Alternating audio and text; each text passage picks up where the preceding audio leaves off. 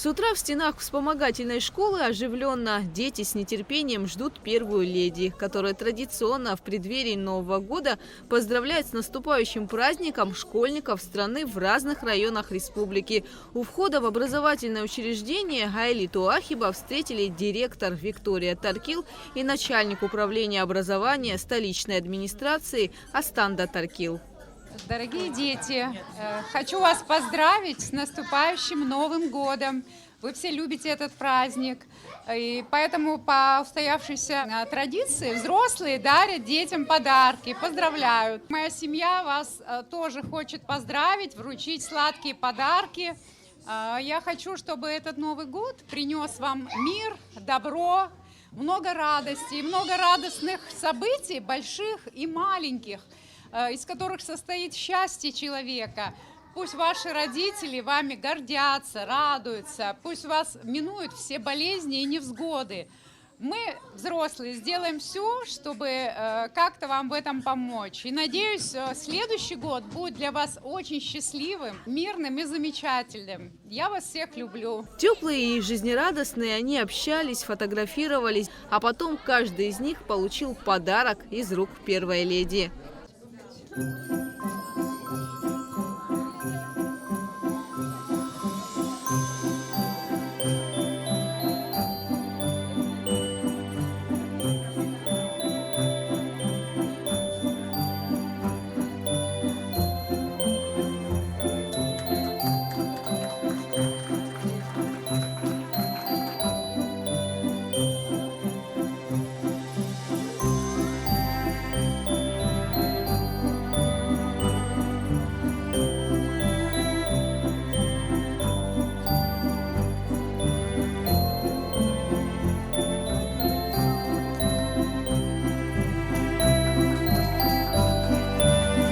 На сегодняшний день во вспомогательной школе обучаются около 150 детишек с различными диагнозами. Несмотря на сложности, они совсем справляются, а учителя им в этом помогают.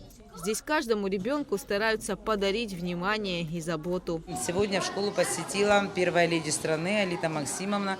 Это уже устоявшаяся традиция поздравлять наших детей с наступающим Новым годом. От имени школы, от всех учителей, от детей, от родителей поздравляем нашу страну с наступающим Новым годом. Сладкие подарки от имени супруги президента были отправлены также учащимся Тамышской школы, Калдахварского, Очимчирского, Сухумского интернатов и в один из столичных детских садов. Для любого ребенка Новый год – это праздник, связанный с ожиданием чуда и, конечно же, подарков. А получить подарок из рук первой леди – это событие, которое запомнится на всю жизнь.